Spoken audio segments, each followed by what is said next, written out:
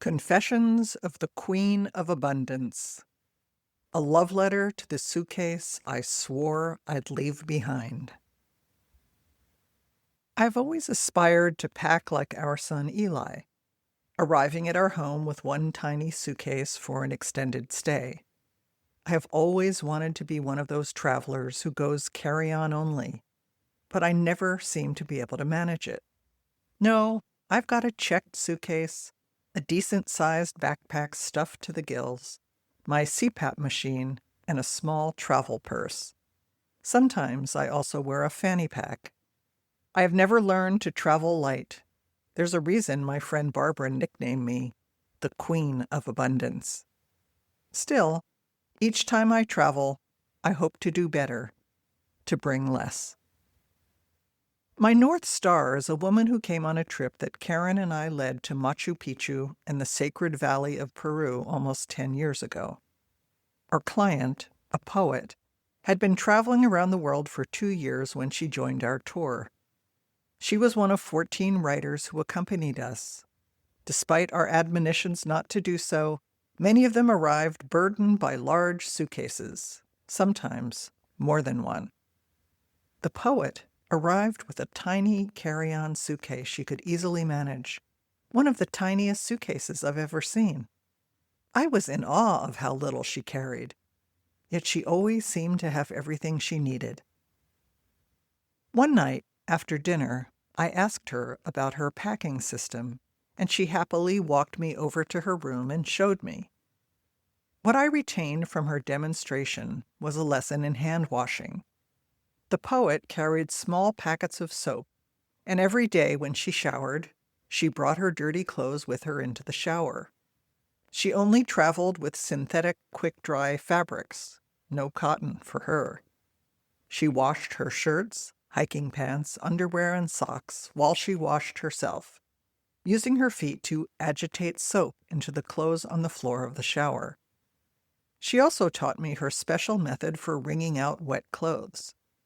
She wrung out what she could manually. Then she rolled each item in a dry towel and twisted the towel ends in opposite directions, squeezing out even more water. It was only then that she finally hung her clothes up to dry the rest of the way. She carried a small clothesline and clothespins with her and wore the same clothes repeatedly with a few small variations. But if I hadn't been intrigued by her tiny suitcase, I never would have noticed that her clothes didn't vary. They were functional. She kept them clean. She always looked great, ready for whatever the day would bring.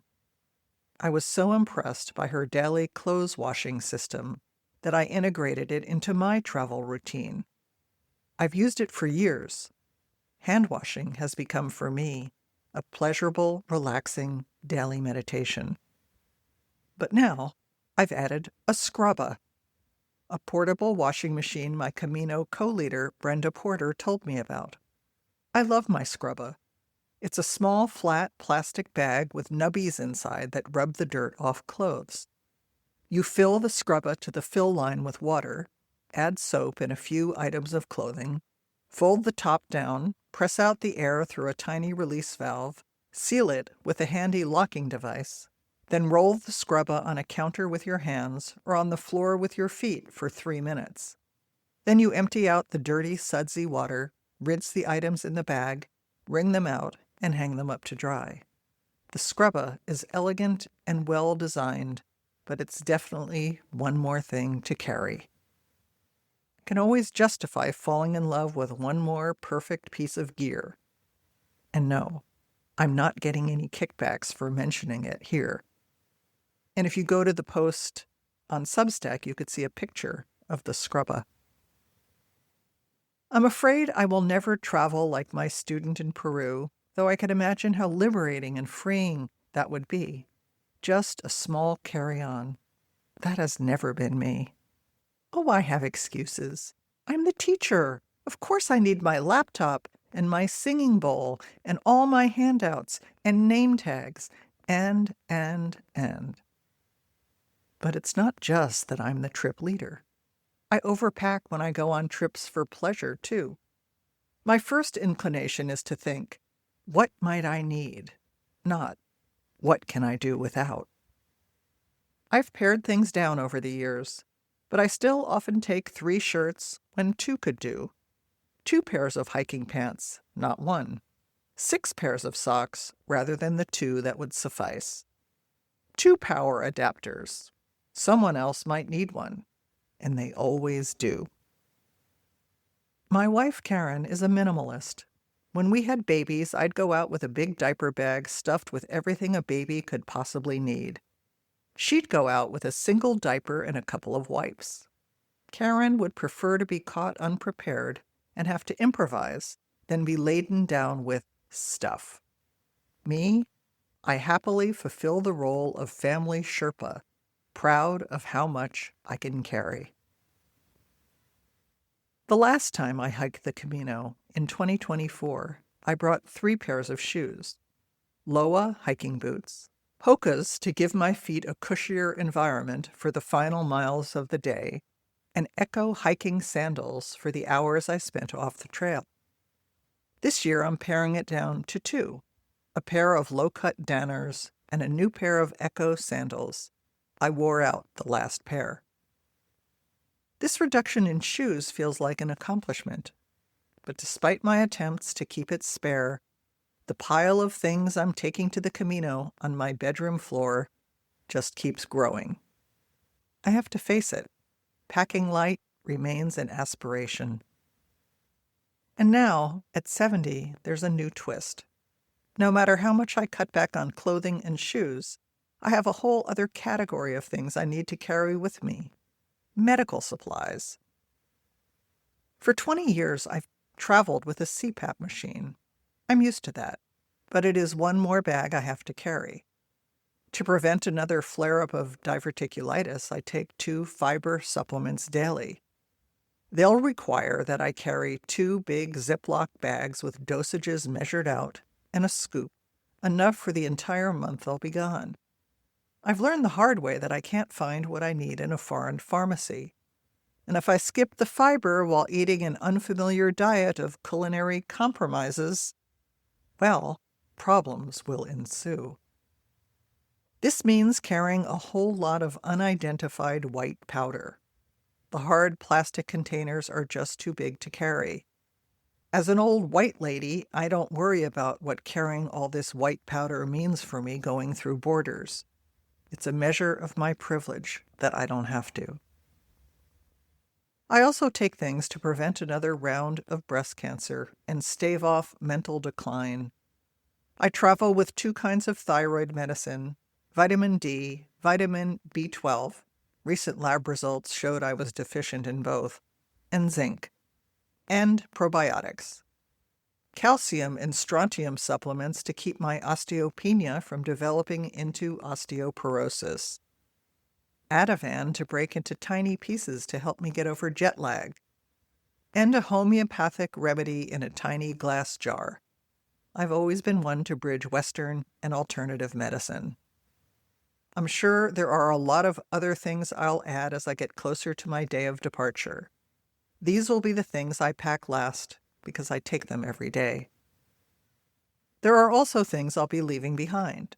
The vaginal estrogen suppositories I insert down there every other day to keep my labia soft and pliable and non-complaining. The little darlings require refrigeration and melt in the heat. My vagina and I will have to spend a month without their comfort. If you'd like to learn more about these life-giving soft yellow tablets, read my post, What's on My Bedside Table. Link will be in the show notes. In addition to these daily supplies, I'll be carrying a wide array of foot care products for the Camino, since we'll be walking an average of 8 to 12 miles a day. I have the stamina and strength to walk the miles, but my feet still have some neuropathy on the bottom from cancer treatment and COVID, and they take a real beating with all those miles, many of them on hard surfaces like cobblestones and pavement, rather than the soft forest trails they're used to. I carry double-lined socks for cushioning and to prevent chafing between my toes, foot goo, my favorite foot cream, Compeed bandages to prevent blisters, antibiotic cream, toenail clippers, an ace bandage, and various other products I might need to care for my feet. Small packages of electrolytes to suck on while walking all those miles. I even carry these, and there's a picture on the original post, and it's really a little rubber plastic dome that has little sharp little nubbies all over the top. They're designed to help people maintain their balance, but I found a different way to use them. I carried them in my backpack every day on the Camino last time. At each lunch stop, I'd order my food, take off my boots, peel off my socks, and massage the bottom of my feet with these babies under the table. As you can see, that's a hell of a lot of stuff. As I get closer to my final packing, I will try to trim things down further. But maybe at 70, I should just surrender to the fact that this is the kind of traveler I am. And you may want to check out the illustrations. I'll put the link in the show notes. And now an invitation to come travel with me. After the Camino, my next international trip will be to Baja next May for a 9-day memoir retreat. Join me there. It's called The Art of Memoir, Crafting Compelling, Vivid, True Life Stories. It will be in Baja, Mexico, Friday, May 14th to Sunday, May 22nd, 2027. You could learn more at www.lauradavis.net/Baja. That's BAJA. The Art of Memoir, Crafting Compelling, Vivid, True Life Stories. On the beautiful shores of the Sea of Cortez, in the small coastal town of La Ventana, you'll learn to find the story beneath the story, discover why memoir writers need to slow down where it hurts, and uncover the secret of telling true stories rooted in the immediacy of the moment. Once a sleepy fishing village, La Ventana has kept its laid-back pace, even as travelers have discovered its turquoise water, dramatic mountains, and forests of towering cardone cacti. Deli yoga, a snorkeling excursion, and a guided hike to Punta Gorda will round out your days in this magical place made for reflection, rest, and creativity. And again, you could learn more at www.lauradavis.net/Baja, BAJA. And remember, every time you click the heart, leave a comment, or share a post, you're making it easier for new readers to discover the writer's journey.